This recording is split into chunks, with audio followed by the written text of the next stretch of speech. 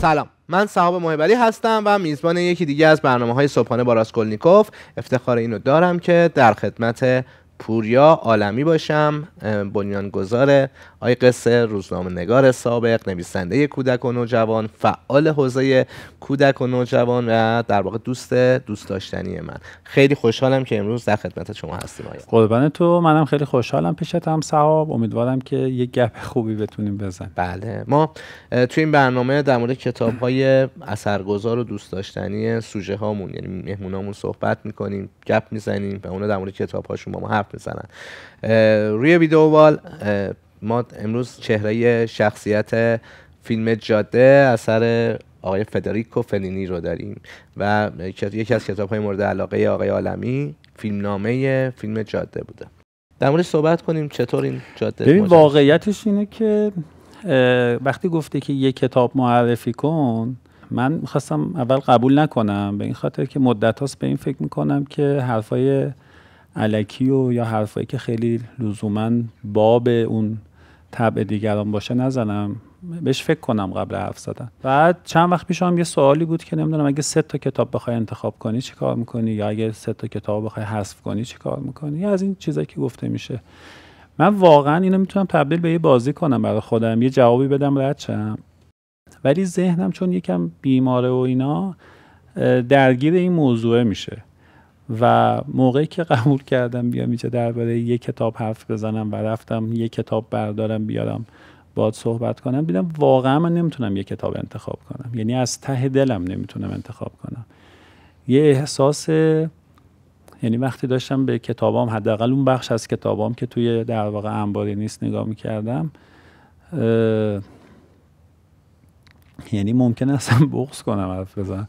این واقعیتش اینه که هم این کتاب ها هم همه اون کتاب هایی که دوستشون ندارم تو ساخته شدن ما نقش دارن. یعنی من نمیتونم یکی از دوستای بچگیمو انتخاب کنم. من دوست بچگیمو تو محله بچگیم میتونم ببینم، دوست بچگیمو تو جمع دوستای بچگیم میتونم ببینم. من اگه اونو بردارم بیارم بذارم توی یه خونه دیگه، یه محله دیگه، اون کارکردشو از دست میده. و حالا وقتی گفتی یک کتاب بیار، داشتم نگاه میکردم که اگه من یک کتابو بین کتابای دیگه ندیده بودم، اگه توی یه مسیری نبودم، توی یه جریان رودخونه‌ای نبودم، اون شاخه ها رو میدیدم که دست بندازم بگیرمش یا نه. و واقعیتش اینه که یک کتاب رو انتخاب کردم و وقتی گفتی کدوم، اون موقع رو میزم 2 تا کتاب گذاشته بودم بیارم، جاده بود که میگم چرا جاده. بعد دیگه شروع کردم گفتم خب این که باید باشه، اینم که باید باشه، اینم که باید باشه، اگه لطف کنی اون کتابا رو برای من بیارین. بارو بنه گفتم جای یک کتاب من بیام داستان کتابو تعریف کنم که جالب. یعنی هر کتابی میتونه یک داستانی داشته باشه و رابطه ممنون. تو با اون کتاب رو بتونه توضیح بده. بله، هنوز مونده. بعد ای داشتم فکر میکردم این مثلا ادا نباشه این کاره و اینا، گفتم یا نیام یا بیام راستشو بگم. ما اینجا خیلی راحتیم. ببین من حالا تا اونجا که وقت باشه میتونم یکی این کتابا رو در بیارم و بگم که ماجرا چیه. اولا بگم که این جاده کتابی که من از کتابخونه در واقع دزدیدم و تاریخش هم برای پس دادنش 12/11/78. خب حالا اگه فیلم جاده رو دیده باشیم که اگه حوصله کردین دیگه، فیلم کلاسیک کندی محسوب میشه، الانم ببینین به نظرم باحاله. و این یکم ترکیب فیلمنامه و فیلم نوشت البته. منتها جاده چرا برای من مهم بود؟ من فیلم رو دوست داشتم و شروع کرده بودم خودم رو تمرین بدم به فیلمنامه خونی و نمایشنامه خونی که اول کار سختیه ولی بعداً خیلی لذت بخش میشه، واقعا خیلی لذت بخش میشه. فرقش هم من همیشه میگم، یعنی نمایشنامه خوندن با رمان خوندن فرقش مثل در واقع مصرف تریاکه و اینکه شما خود خشخاشو بگیرید در واقع بذارین تو دهنتون. تأثیرش کنتره ولی عمیق‌تره. یعنی یه چیزی رو تو ذهن شما باز میکنه. حالا سوال اینه که این دوتا رو من امتحان کردم، نه من تو کتاب چه اتفاقی میفته. این نکته که در مورد این وجود داره صحبتت خیلی جالبه، ولی بعضیا میگن که اساساً فیلمنامه و نمایشنامه اگر به در واقع به ساخت فیلم و اثر نمایشی نرسیدن هویت ادبی جداگانه ندارن، یا سن اینجوری معتقدن. ولی اینجوری که تو میگی انگار مثلا کتاب جاده هویت مستقلی داره از اون ماجرای فیلمه. ببین آره، و من اون در واقع نقطه نظر علمی رو میفهمم، منتها اونا دغدغه من نیست. من یه مصرف کنندم تو جهان، من یه تماشاچی ام. یعنی ممکنه که یه مزراتی داشته باشه، یه حسنایی داشته باشه، من اصلا به اونجاش فکر نمی‌کنم. ولی جاده چیزی که به من یاد داد، با اینکه من اون فیلمو خیلی دوست داشتم و همه اینا، وقتی که اینو شروع کردم ورق زدن و خوندن، یه دفعه دیدم یه اتفاقی افتاده تو این. آقای فلینی جاده رو قبل از اینکه بسازه تصور کرده، یعنی کاراکتراشو شروع کرده برای خودش طراحی کردن، بعد بر اساس اینا اومده بازیگرش رو ایجاد در واقع انتخاب کرده، اومده فضای خود فیلم اتفاق میفته، جاده اتفاق میفته رو تصور کرده، اتودایی برداشته، اون وسیله‌ای که دارن باهاش جابجا میشن و اتود کرده، این که مثلا این طرفش مثلا یه تصویریه، اون برش یه تصویریه. بعدنا که دوباره برگشتم بهش نگاه میکردم، دیدم که من درباره همه حرف نمیزنم اما من فقط برداشت‌های شخصی خودم میگم. دیدم که ما خیلی تک محصولیم یا تک کاربردیم یا تک تخصصیم یا تک مضرابیم در نهایت. من فقط دارم در مورد خودم حرف میزنم. یعنی چی؟ مثلا من فقط فیلمنامه مینویسم، یا من فقط میرم کارگردانی یاد میگیرم، یا من فقط میرم یک بخشی از صنعت رو یاد میگیرم. در حالی که اگه من بخوام یه فیلم بسازم، تا موقعی که ندیدمش چطوری میتونم این تصورم رو به بازیگرم، به فیلمبردارم، به طراح صحنه‌ام انتقال بدم؟ تا موقعی که نتونم درکش کنم چجوری میتونم این حس رو بستش بدم و منتشرش کنم؟ بعد این یکی از بزنگاه‌های اصلی زندگی من بود. من اون موقعی که داشتم اینو ورق می‌زدم، احتمال این که مثلا نقاش بشم، کاریکاتوریست بشم خیلی زیاد بود. و داشتم مثلا چند سالتون بود؟ این کتاب 78، من متولد 61 ام. 17 سال. 17 سال. اون موقع مثلا خیلی طراحیم خوب بود، نمیدونم یکم ساز بلد بودم، عکاسی می‌کردم، این مثلا کارا خیلی برای خودم می‌کردم. بعد نگاه کردم دیدم که خب اگه من بخوام یه چیزایی بسازم، اصلا برای خودم، اون موقع تو اصلا به انتشار فکر نمی کنی، یه چیزایی برای خودم بسازم، چاره‌ای ندارم جز این که بتونم 360 ببینم، چاره‌ای ندارم جز این که بتونم دور اون محصولم، اون ایدم بچرخم و ببینم چه نیازایی داره.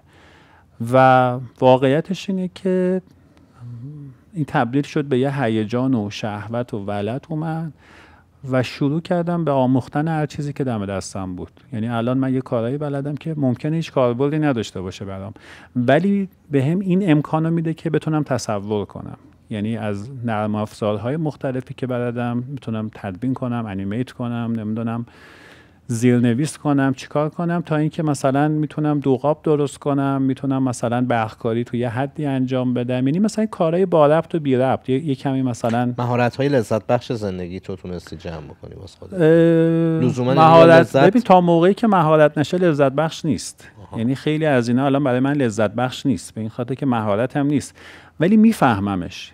ببین شما الان وقتی بخوای یه ارکستر رهبری کنی، نیازی نیست که نوازنده چیر دست همه سازها باشی، ولی سازها رو باید بفهمی تا بتونی سازبندی کنی. بیشتر از شناختنه، یعنی باید درکشون کنی. حالا من اگه بخوام کارگردانی کنم، اگه من بخوام مثلا یه کاری تو زندگیم بکنم، حتی اگه بخوام یه کتاب بنویسم، اگه اون آدما رو نشناسم، شغلشون رو نشناسم، خاستگاهشون رو نشناسم و هزار تا چیز دیگه، همه چی بالا نمیمونه، همه چی رو سطح نمیمونه. این ماجرای جاده است که یه بزنگاه اصلی تو زندگی من و من بابت این در واقع با مفهوم استوری بورد آشنا شدم، با مفهوم در واقع برنامه‌ریزی کار، تیم ساختن و اینا آشنا شدم و خیلی خیلی مهمه. چقدر باحاله که یک کتاب تونسته در واقع یه همچین آیکون هایی رو بهت نشون بده. آره. بری سمتشون. نفر بعدی که این کارو کرد و سالها بعد دیدمش، یعنی تو کتاب، آقای تیم برتونه. تیم برتون چیزی که داره میسازه رو کامل میبینه و رو کاغذ میاره. یعنی حداقل توی این اتودا و کاغذاش که من دیدم. حتی یه کتابی هم اینجا برای اساس ازش فکر کنم منتشر شده، چون در واقع گاتیکو میشناسه، حتی معماری و طراحی ساختمونا خیلی نقش اصلی دارن توی کاراش. و البته خب خیلی از کارگردانا هم میگن که آقا ما میبینیم میدونیم میخوایم چیکار کنیم، ولی تو صحنه یهو تصمیم میگیریم که مثلا عوض بکنیم، که البته اونم ناقض حرفای شما نمیشه. روندشون مهم نیست که از قبل فکر کنن یا تو صحنه فکر کنن. کسی که میتونه تو صحنه فکر کنه حتما سریال دریافت‌تر و سریال انتقال تره. اینکه این جهان بینی رو داشته باشن، این زاویه دید رو داشته باشن و اینکه بشناسن خیلی تاثیر داره. درست. میدونی یعنی ما سرریز چیزایی هستیم که میبینیم، سرریز چیزایی هستیم که میخونیم، سرریز چیزایی هستیم که حس کردیم، دریافت کردیم. من نمیتونم اتفاقی این تصویر رو خلق کنم. اصلا من بعید میدونم اتفاقی چیزها به وجود بیان. میدونی اگه من بخوام در واقع یه داستان بنویسم یا نمیدونم یه خونه بسازم، یه کافه بسازم، بعیده که بتونم اتفاقی درش بیارم. خیلی بعیده بتونم اتفاقی درش بیارم. حالا فقط تو پرانتز بگم که چون موضوع کتابم هست، کتاب چون شغلش نوشتن ابزاری نداره، لباسی نداره، به رسمیت شناخته نمیشه و ما میگیم میریم درش میاریم. مثلا من داستانو شروع میکنم درش میارم. من نمیدونم چند تا از داستانهای جهانی اتفاق براشون افتاده، یعنی بدون مهندسی، بدون چشم انداز، بدون مثلا یه نگاهی از بالا و جامع به اون ماجرا کردن. ولی اینو در مورد موسیقی نمیگیم. من الان نمیگم که صاحب من میرم یه مثلا میخوام سمفونی بنویسم و تو میگی بلدی، میگم درش میارم. من چجوری میتونم درش بیارم؟ من راجع به مکانیکی نمیتونم این حرفو بزنم. من الان نمیتونم خودرو بسازم. من الان نمیتونم مثلا یه کیت بسازم. نمیتونم. تنها جایی که میتونیم این حرفو بزنیم تو نوشتنه. ما میریم یا علی است اومده تو دل ماجرا. من حتی الان نمیتونم بگم که میخوام نون بپزم یا یه شیرینی ساده بپزم، میرم درش میارم. من مجبورم خودم مجهز کنم به انواع آرد، انواع پخت، انواع در واقع مکمل ها و درک و آگاهی اون چیزی که قرار خلق بشه در واقع قبلش توی اون حداقل چارچوبش و اون ساختاری که داره میتونه توی ذهن خالق خلق بشه. من حرفتو کاملا میفهمم و اینجوری واقعا نیستش که مثلا بگیم که نویسنده که شروع میکنه در مورد قصهش ندونه در واقع میخواد چیکار کنه، ولی شاید بتونه اون وسط تغییراتی رو ایجاد بده بر اساس اون چیزی که نوشته.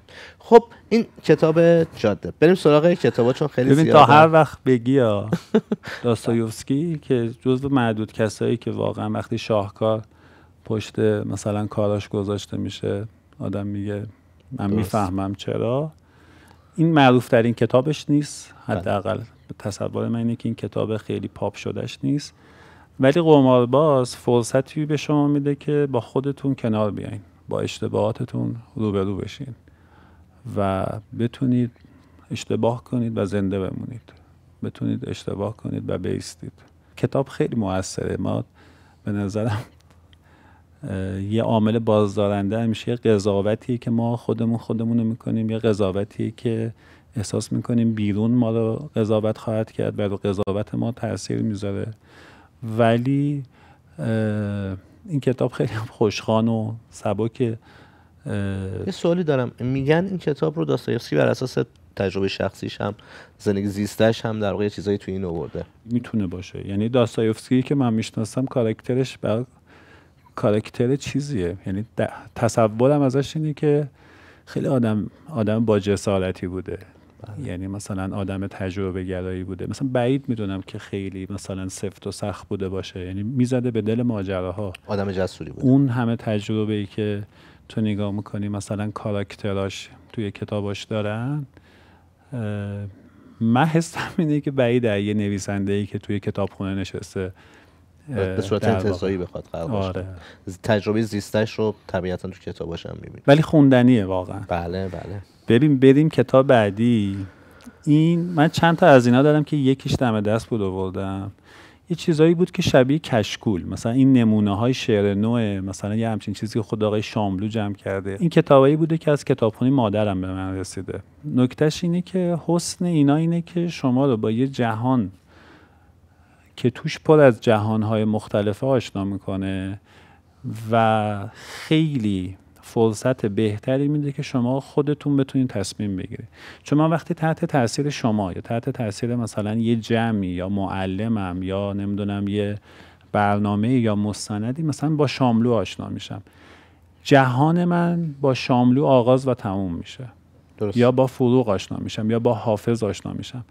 یه چیزایی که شبیه کشکوله، مثلا این نمونه های شعر نو از شاملو و نیما و آتشی و نمیدونم نادرپور داره، تا مثلا شاعرایی که دیگه مثلا ممکنه اسمشونو مثلا احمد رفیعی مثلا ممکنه اصلا نشنیده باشی یا فراموش کرده باشی. اینا باعث میشه که تو توی در واقع سرزمین پهناور شروع کنی چرخیدن و کم کم بفهمی که سلیقه‌م چیه. این خیلی به نظرم برای کسی که میخواد جهانشو خودش بسازه، نه اینکه جهانشو بر اساس الگوهای لگویی که وجود داره بسازه، این کتابا خیلی میتونه کمک کنه و این کتابا واقعا نجات دهنده است، به این خاطر که سرشار از تصویرهای بکر کاملا متفاوته. هم توی شعر این اتفاق میفته خیلی کمک میکنه، هم توی اون مجموعه‌ای که از داستانهای کوتاه جمع شده. یعنی یه مجموعه داستانهای کوتاه از نویسندگان بزرگ هست، چند جلده که قبل از 57 منتشر شده. از همه نویسنده ها توش هست تک داستان. من واقعا فکر میکنم که اگه این مدل کتابا توی کتابخونه مادر من نبود، من اگه میخواستم تو ادبیات برم تبدیل میشدم به یه استاد دانشگاه تکلیف مشخصه، این که مثلا این جریان ادبی و شیفتشم، اون جریان ادبی و شیفتش نیستم، اونو حذف میکنم و یه نظرسنجی مجله وزن دنیا کرده بود، خیلی واسه من آموزنده بود که از ادیب‌ها و استادها و شاعرها پرسیده بود که بهترین شاعر سده به نظرتون کیه. اگه اشتباه نکنم تمام در واقع یا بیشتر کسایی که خاستگاهشون خاستگاه علمی و دانشگاهی بود، شاملو و نیما اینا رو اصلا حذف کرده بودن، یعنی اصلا ندیده بودن تو 10 تا اسمشون، میدونی. و تمام کسایی که بیرون از جریان دانشگاهی بودن، شاعرایی که انتخاب کرده بودن شاعرای آوانگاردتر و در واقع جریان سازتری بودن که جریان دانشگاهی اونا رو به رسمیت نمیشناخت. تصورم از خودم اینه اگه من مثلا میرفتم تو یکی از این دسته‌بندی‌ها، اون موقع که داشت ذهنم شکل میگرفت جا میافتادم، الان شبیه اون دسته‌بندیه بودم، شبیه مثلا کسی که با اینا مثلا طرفدار مثلا استقلالن یا طرفدار مثلا پرسپولیسن، این ناخودآگاه پرسپولیسی میشه، به تبع اونا در واقع انتخابات تحت تاثیر بود و هیچ وقت بازی خوب استقلال رو نمیبینه یا هیچ وقت بازی خوب یه تیم دیگر رو نمیبینه و هیچ وقت بازی بعد اون پرسپولیس که طرفدارش رو نمیبینه. اگه ما بخوایم از اون بازی لذت ببریم، باید از جایگاه این طرفدار و این طرفدار صندلیمون رو بیاریم بالاتر و به بازی نگاه کنیم و لذت ببریم. به هر حال جریان شعری هم که شما میگی احتمالاً همین باعث میشه که مسیرهای متفاوتی رو خودت تجربه کنی تو حتی شعر نوشتن، چون شاعرم اصلا موضوع اینه که اصلا با همون نگاه، مثلا این دوستای من مثلا گاهی میبینم مثلا میگن فلانی هم شعر منتشر کرد، یعنی یه حرفی توشونه که دارن نمیگن، یا میگن فلانی مثلا فیلمنامه داره مینویسه، این مثلا یا داره تخفیف میده به کارش یا داره مثلا قضاوت میکنه، یه معنی تو کارشونه و اینا. ولی من نگاه میکنم تو تاریخ جهان نصف این نویسندهایی که الان احتمالاً کتاباشون هم اینجاست برای رادیو نوشتن، نمایشنامه نوشتن، داستان نوشتن، مثلا باغچه هم بیل زدن یا مثلا رو کشتی هم کار کرده. من نمیدونم چرا باید مثلا مثلا درجه خاصی رو به یه کاری بدیم و هیچ وقت نتونیم بهش نزدیک بشیم. یعنی مثلا شما یه مثلا جنبه قدسی واسه یه چیزی ایجاد میکنی، هیچ وقت دیگه نمیتونی بهش نزدیک بشی. چرا فلانی که شاعر اومده قصه مینویسه؟ چرا کسی که کارگردانی تئاتر میکنه اومده داستان مینویسه مثلا؟ این در واقع خیلی لیبل زدن و در واقع همون مشخص کردن همون چارچوب است که آدم رو محدود میکنه. من حالا فکر میکردم اینا همشون شبیه نجاریه، یعنی تو مثلا به یه نجار نمیگی تو داری صندلی میسازی، تو که تخت نرد میساختی. نجارم دیگه، حال کردم دارم اینو میسازم، مثلا فردا ممکنه یه چیز دیگه بسازم. ولی ما خودمون رو میبندیم زود، مثلا چند تا لیبل میذاریم. من اتفاقا از این روزنامه نگاری و مثلا طنز مطبوعاتی که دیگه اومدن بیرون اینا، چند تا از دوستای خیلی آدم حسابیم که واقعا دوستشون دارم، اینقدر به نظرم انسانی اینقدر برادرانه و پر از مرام اومدن در واقع پیشنهاد دادن یا توصیه کردن که این تصمیم درستی نیست و تو باید مثلا وقتی که اسمت مثلا 10 سال 20 سال مثلا با ستون طنز روزانه سیاسی مثلا گره خورده، این نباید دستش بدی اینا. من میفهمیدم چی میگن و آخرش میگفتم که آقا مثلا چی میشه آخرش؟ من مثلا میخوام بمیرم رو قبرم میخوام بنویسم که پدر طنز ایران، که چند تا پدر داره، من میشم پسر طنز ایران دیگه. برای پسر یه چیزی بودن حیفه که من تمام زندگیمو فرکس کنم از الان هیچ کاری نکنم و استاد اون محسوب بشم و برم توی یه سری جلسه به عنوان استاد داوری کنم یا مثلا حرف بزنم یا هر جا مثلا صفحه‌شون خالی بود یا برنامه‌شون خالی بود زنگ بزنم مثلا استاد فلانی بیا در مورد گذشته حرف بزنه یا در مورد کار خیلی رهاتر باشی بدون اینکه استادت مثلا فلان چیز باشی، در واقع آدمی باشی که داره خلق میکنه. ما اینقدر زمانمون کمه که حیفه که یه اشتباه رو تمام عمرمون تکرار کنیم. ما میتونیم هر روز یه اشتباه جدید کنیم. چقدر نگاه درجه یک و خوبیه. بریم سراغ بقیه کتابا. خیلی کتاب زیاده. نه حالا همه که نشون نمیدم.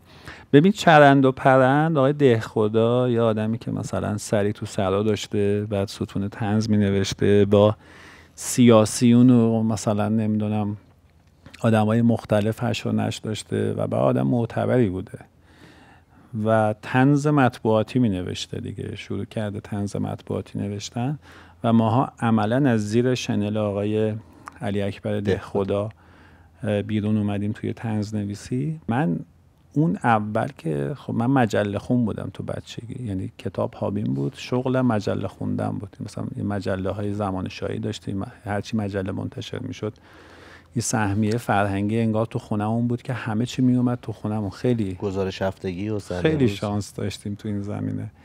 بعد من فکر می‌کردم که خب این چرند و پرند خیلی مهمه و علی اکبر دهخدا خیلی اثرگذاره، ولی بعدن که نگاه کردم یعنی فاصله گرفتم از این نگاهی که اون موقع مثلا غالب بود. علی اکبر دهخدا کاری که با لغتنامه میکنه کاری که در واقع این تخت جمشید خلق کرده برای ما. این ستون بخشی از یک کار مطبوعاتی بوده، حتما مهمه، حتما اهمیت داشته. مثلا 4 تا ستون من نوشتم مهم بوده، مثلا 5 تا ستون یکی دیگه نوشته مهم بوده، ولی مطبوعات کار مصرفی روزانه است. می‌بینید مثل این که من الان دارم با شما حرف میزنم، من اگه بخوام در واقع یه بنایی خلق کنم دیگه باید از حرف تبدیلش کنم به ساختمون. بله. و اون کار سخت است، اون کار موندگار است. و من فکر میکنم اگه مثلا 500 سال دیگه، 200 سال دیگه، 1000 سال دیگه نمیدونم بخوان در مورد زبان مادری ما حرف بزنن، زبان رسمی، زبان فارسی حرف بزنن، یکی از دلایلی که این زبان زنده موند و علی اکبر دهخدا نام میبره، نه به این دلیل. ما هنوز وقتی شما تو گوگل هم سرچ میکنید در مورد کلمات، اولین رفرنسی که میاد در واقع همین در واقع آقای دهخداست و شما میتونی بهش استناد کنی. میگم چیزی که تو میگی الان 100 خورده سال احتمالاً گذشته و همچنان استواره. خیلی هم عالی. این کتاب رو خودت خریدی یا جزو کتابخونه مادرت بود؟ من یه جایی به بعد پولامو جمع میکردم میرفتم تو دست فروشی ها. کجا؟ انقلاب؟ دیگه انقلاب هر جا گیرم میومد. جای خاصی مثلا کتاب فروشی خاصی علاقه خاصی داشتی؟ حالی راسته خاصی دوست داشتی؟ ببین کتاب کهنه فروشی ها که برام خیلی جذاب بود، اون بویی که میدادن واقعیتش. بعد چون همون موقع مثلا تو دبیرستان من مثلا مدرسه در میرفتم، کتابدار شده بودم، کتابدار عملا نیمه رسمی شده بودم. کتابخونه رو به شما سپرده بودم. بله. چه کار پرریسکی. آره. و خیلی فرصت خوبی بود. من خیلی کتاب خوندم اونجا و بعدم فهمیدم که حالا خیلی خوب بود، اما عیبش اینه که تو نمیدونی از اونجا میری و کتابا رو میخونی میذاری سر جاش، یعنی برای خودت فقط تو ذهنت میمونه چیزایی که داری میخونی، نمیتونی مثلا بعدن ارجاع بدی. حالا به خصوص من که مثلا شکلم تو ذهنم میمونه، مثلا این کتاب رو کجاشو خوندم. بعد همین وقتی که رفتم سالها بعد دیدم که ای آقا من اصلا اینو نمیدونم خوندم یا نخوندم، به این خاطر که تو اون کتابخونه خونده بودم. بعد یه سری کتاب میخوندم وسطاش میفهمیدم که اینو من قبلا خوندم، یادم میافتاد که اونجا خوندم. درست. بعد اون موقع من مثلا پول تامین در واقع مخزن کتابخونه رو چند بار کتابخونه لطف کرد به من داد. مثلا اون موقع آژانس بود، مثلا پیکانی و دربست میگرفتم، میومدم انقلاب تا خرتناق کتاب میخریدم میرفتم، بعد اینا رو بعد دیگه در واقع فهرست نویسی میکردیم، چیکار میکردیم میذاریم اونجا. این مثلا چرند و پرند، الان چون اینم دیدم، خلبان جنگ، مثلا این کتابی که ما از آقای اگزوپری میشناسیم کتاب شازده کوچولوه. من فکر میکنم الان اینجوری فکر میکنم خیلی موقع اون چیزایی که گل میکنه یا ترند میشه مثل چیزی که تو ویترینه، چیزی که تو ویترینه لزوما بهترین چیز نیست، محبوب ترینه، پاپ ترینه. شاید داخل اون مغازه چیزی باشه که ارزشش بیشتر، عامه خوششون نمیاد و اون فروشنده اونو توی ویترین نذاشته، ولی چیزی که بیشتر به درد شما میخوره. یکی این چرند و پرند که دهخدا به این شناخته میشه، ولی به نظرم ما باید بریم، یعنی من نمیدونم لغتنامه آوردم یا نه، من خواستم راجع به لغتنامه صحبت کنم که چقدر مهمه، یعنی یک کتاب رو میز آدم باشه. و یکی خود آقای اگزوپری که حیف اگزوپری رو ما فقط با شازده کوچولو میشناسیم. اگزوپری خیلی خفنه به نظر من. یعنی اینو اصلا برای این آوردم که بگم آقا اون کتابایی که لزوما معروف میشه، اون فیلمایی که معروف میشه، اون جاهایی که تو شهرها معروف میشه، واقعا شما اگه مثلا برین تا چیز مثلا برج ایفل رو ببینین و برگردین سوختین، به این خاطر که مثلا پاریس برج ایفل نیست. برج ایفل نماد، همه میرن باش عکس میگیرن، اینقدر کوچه پس کوچه داره. بله. یا شما مثلا میری اصفهان 33 پل، در حالی که مثلا 10 تا پل دیگه است که به نظرم باحال‌تر از 33 پل باید برین. 10 تا محله مهمتر داره، 10 تا همه چی دور مسجد شاه و اینا نیست. اینو تو کتاب میشه اینجوری گفت، مثلا اگه داستایفسکی رو اگر بخوایم مثلا توصیه کنیم یکی بخونه، حتما احتمالاً میگیم که جنایت و مکافات، برادران کارامازوف، نمیدونم شب‌های روشن. قمارباز چی؟ قمارباز در واقع میشه انتخاب 4 و 5 قصه گو، سرگرم کننده و عمیق. ولی در عوض به قول تو ممکنه چیزهای بیشتری داشته باشه که تو ازش لذت ببری. 2 تا کتاب دیگه هم اسپوردی که اون 2 تا هم اگه از بیشتر باشه، آورای فوئنتس و فکر میکنم موچه آرژانتینی ایتالو کالوینو. حالا اگه فکر میکنیم اونا مهم نیستن، میتونیم کتابای دیگه ببین. اگه دوربین میگرفت اینجا، این کتاب خوبی که آقای عالمی آورده، کتاب 16 احتجاب مال آقای گلشیری. من حالا کتابا رو میتونیم بعداً بچه‌ها دونه دونه بیان اینسرتاشو بگیرن. این بچه‌ها غیر نظامی هستن. یه کتابیه که اینم ترکیبی از چند تا در واقع داستان کوتاه، نگاه ضد جنگه. این اولین چیزی بود که من نگاه کردم، دیدم حول مفهوم ضد جنگ و کودک یه چیزی رو دوره هم جمع کردن. رفته توی نویسنده‌های مختلف، یعنی مترجم نگاه کرده و اینو جمع کرده. میخوای جلدش هم بگیر رو اون دوربین که قشنگ ببینید. ببین مثلا حتما شما مثلا آونگ فوکو رو باید ورق بزنید، مثلا ببینید ماجراش چیه. من اینا خیلی دیگه تون بگم دیگه. تنهایی پر هیاهو. فکر کنم اصلا تو اوایل دهه 80 یک ترند شده بود، یعنی همه اینو می‌خوندن. ترجمه بی‌نظیر آقای دعوایی. من شانس داشتم آقای دعوایی 2-3 بار دیدم. زنده باشن همیشه. ببین سفر به شرق، یعنی کلا جریان مدل هرمان هسه و آندرژید و اینا به نظر. حالا بازم کتابای آلترناتیوش، یعنی کتابای دوم سوم هرمان هسه رو من مثلا دمیان و گرگ بیابان تو ذهنمه. اون رو دیدم، اتفاقا نیاوردم این خاطر اینا خیلی باحالن، ولی این خیلی به نظرم شخصی تره، یعنی تو کاری که خود آقای حسه کرده.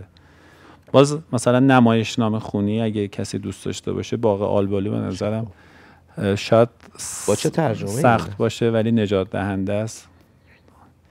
این به نظرم 2 تا کتاب داره آقای ساراماگو که اون کتابش که تو ویترینه و همه دوست دارن، چیزا رو نمیاره پوریا. اون کتاب معروفه رو هیچ موقع اصلا داستان در واقع کتاب کوری به نظرم ضعیف ترین داستانی که آقای ساراماگو نوشته واقعا. چطور ممکنه؟ نه اینکه اون کتابو من دوست نداشته باشم، ولی اون کتاب حتما تو 100 تا کتاب در واقع انتخاب تو 200 هم نیست.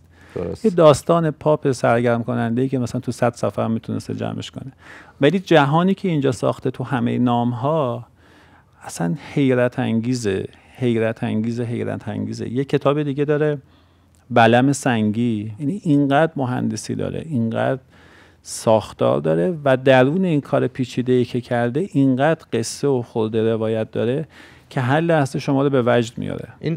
و جهان اضافه کرده به جهان ما، هم همه نام‌ها، هم بلم سنگی جهان اضافه کرده. من خواب بعضی اینا رو دیدم تو زندگی ما. آره آدم پیش میاد هم کتاب که میخونه خواب کاراکترها رو میبینه. ولی واقعا میخوام بگم کوری رو باید موافق نیستم، چون من کتاب خیلی خیلی دوستش داشتم. این دوتا رو بخون. نکته‌ای که وجود خیلی داره کالت بود یه دوره، خیلی تو اصلا درگیر ژانر نیستی انگار، سبک نیستی مثلا. شانس من بوده. یعنی من تو موسیقی هم الان همینم، یعنی من با یه قطعه جاز به وجد میام، سمفونی بلدم بشنوم، با پاپ ذوق میکنم، نمیدونم راکو تمرین دادم. آره اصلا نمیفهمم چجوری میتونم یه بخشیشو حذف کنم، به این خاطر که بخشایی از زندگی من نیاز به اون آواها داره. احساس میکنم که فلسفه زندگی کردن روی اینه که از همه چیز لذت ببر، چون وقتمون کم است. احتمالاً اینجوریه. میتونه باشه. آره. یا مثلا عزاداران بیل. بله کتاب جریان سازه. یعنی چرا آدم نخونه؟ نمیدونم. انجمن شاعران مرده هم که بهش اشاره کردی، واقعا کتابیه که کالته، یعنی فرقه است، یعنی ستایشش میکنن اصلا یه عده، و فلسفه داره و در موردش و این بیشتر از اون فیلم است. یعنی فیلم خوبیه، ولی اگه کسی حوصله کنه اینو ورق بزنه حتما کتاب بهتریه. این مورچه آرژانتینی، این 3 تا کتاب، مگه 3 تا قصه توی کتاب نبوده؟ 3 تا قصه است. و این داستانشو یه خورده در موردش صحبت بکنیم. داستان از دید مورچه، پیووی مورچه هاست. آره نه یا دید خانواده هست، یا آدمیه تو خونش مورچه میبینه که تازه اومدن تو و داستان شروع میشه. اصلا از دید مورچه ها نیست. مواجهه اینه با مورچه هایی که تمام نمیشن و شروع میکنه هی اینا رو مدیریت کردن، هی اینا رو کم کردن، حذف کردن، باشون صلح کردن، نمیدونم تغییر دادن مسیر زندگیشون و کاری میتونه به هر حال در نهایت بکنه. انگیزه. تسلیم میشه یا مورچه ها میرن؟ نمیدونم. بخونن، اسپویل نکنیم. یعنی اصلا اسپویلی نیست اینا. اصلا داستانی که مثلا با اسپویل شهید چه به نظرم داستان نیست. و میرسیم به یکی از کتاب خیلی خوب عجیب آقای فوئنتس. کتاب خفنیه با ترجمه درجه‌ای که آقای یه نکته در مورد این بگم، این مقدمه‌شو خوندی که خود آقای فوئنتس نوشته در مورد کتاب چی شد که کتابو نوشت؟ مثلا میگفتش که با بونوئل صحبت میکرده، بعد مثلا یه نقاشی من خیلی قدیم خوندم، نمیدونم شاید از میزگوشی فیلم دیده احتمالاً اگر اشتباه نکنم، و تحت تاثیر اونها این نوشته. این مقدمه نداشته. نه. آره فیلم‌های ضعیفی هم از روش اقتباس شده. من فیلماشم که دیدم خیلی فیلم‌های درست درمونی نبودن. چون فکر کنم ساختارش برخلاف اینکه تو نگاه اول ساده است، در آوردنش خیلی سخته. یعنی شاید مثلا تو تئاتر دقیق‌تر بشه باش مواجه شد. دوم شخص سینما. بله دوم شخصه و جزئیاتش جزئیات عجیبیه واقعا. تصویر کردنش، چون تو زمان رو در هم می‌آمیزی، خیال واقعیت رو در هم خواهی آمیخت. میگن رئالیسم جادویی، من نمیدونم چقدر درسته، جریان سیال ذهن نمیدونم، ولی در اون آمیخته شدن واقعیت و خیال توی آورا واسه من یک چیز خیلی متعالی بود و خیلی شیفته این کتاب بود. بریم سراغ کتاب بعدی. ببین این کتاب واقعا به نظرم یه بزنگاه اصلیه. یعنی ادبیات رو به قبل و بعدش تقسیم کرده، باورهای ما رو از جهان هستی به قبل و بعدش تقسیم کرده.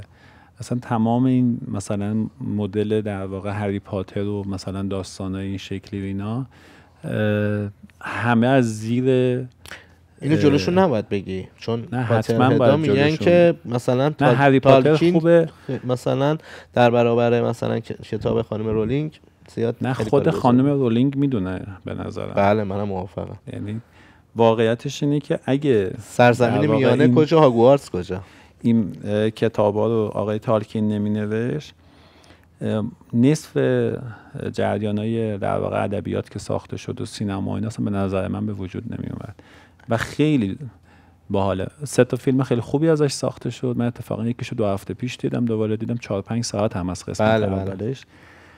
ولی اون فیلم خوبیه. اگه کسی حوصله کنه این مثلا 700-800 صفحه رو بخونه، ساختمان یعنی جهانی رو تو ذهن شما آقای تالکین میسازه با حوصله خشت به خشت که دیگه رها ازش نمیشیم. و شخصیت‌های خاکستری، یعنی آره سائرون هم یه جایی واقعا انگار حق داشته. شکل فیزیکی کتاب هم واسط مهمه. یعنی اگه این کتاب بره یه کتاب جدیدش بیاد قصه‌ش رو میخوری یا نه؟ مثلا این کتاب رو من باش تو جوونیم کلی عشق کردم. ببین جوونی الان منظورم این نبود. نه قدیم که مثلا از خود کتابا در واقع برای ارجاع دادن یا دوباره خوندن استفاده می‌کردم، این خیلی مهم بود. مثلا احتمالاً خیلی هم اینجا مثلا تو این کتابی که خودت خوندی مثلا میدونی اینجاهاشو اینجوری بگردی پیدا میکنی. ولی خب الان سال هاست که ما آدمای در واقع لپتاپ و آدمای مستقر در اینترنت شدیم، یعنی شهروند اینترنتی هستیم و خب مثلا بعضی از این کتابا رو تو به راحتی میتونی مثلا با یه گوگل کردن و اینا مثلا پیدا کنی. بله. اون احساس کم رنگ شد. برای همین میتونم مثلا حرفای شعاری بزنم که اگه این کتابا از بین بره مثلا من خیلی قصه میخورم که خب اینا خیلی بعضیش ارزش مادی خیلی زیادی هم دارن و واقعا قصه میخورم، ولی نه فکر میکنم چیزی که توشه خیلی مهمتره. بنابراین مثلا اگه یه روز جاتون نشه که کتابا باز بره تو انباری هم جا نشه، اگه در واقع مجبور شی بفرستی جای دیگه میتونی تو اینترنت داشته باشی کتابا رو. آره به راحتی تو یه لپتاپ یا تبلت یا این کیندل داشته باشی وجود داره. زندگی به هر حال پس ما داریم راجع اون چیزایی که توی کتابه همیشه پس باشون یه نسبتی برقرار میکنیم و میگیم نسبت ما با اینه با خاطر اون. ولی حتما این که تو کنار تختت میذاری رو میزت بله. میذاری ورق میزنی نمیدونم دستتو کاغذ میبره مداد دستت، مثلا اون شعر چیز میگه در حاشیه کتاب چون نقطه شک، این دید بغل بعضی کتابا یه نقطه میفته میگه در حاشیه کتاب چون نقطه شک، انگار مثلا مداد دستت اینجوری یه نقطه گذاشته. بیکار نیم اگرچه در کار نیم.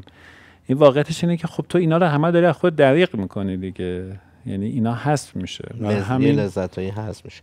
ولی انگار به هر حال چاره‌ای هم نیست، چون به قول تو فرصتمون کمه و باید خیلی بیشتر کتاب بخونیم. خیلی ممنونم ازت که قبول کردی و در واقع افتخار دادی به من. به نظرم گفتگوی خوبی بود. حالا با اون دوربین ما روالمون اینه اگر در واقع صحبت خاصی با نویسنده مورد علاقه‌ای درباره کتاب توصیه‌ای داری. جهان قصه ها جهان زیباتریه و جهان ما رو بچه‌ها نجات میدن. برای همین خوبه که امکان فکر کردن، تفکر انتقادی و خلاق بودن برای بچه‌ها مهیا کنیم. از ما که گذشت. نه ما تازه ابتدای جوونیمونه. خیلی متشکرم از پوریا و امیدوارم که شما هم از دیدن این برنامه لذت ببرید. ممنون. خدا نگهدار.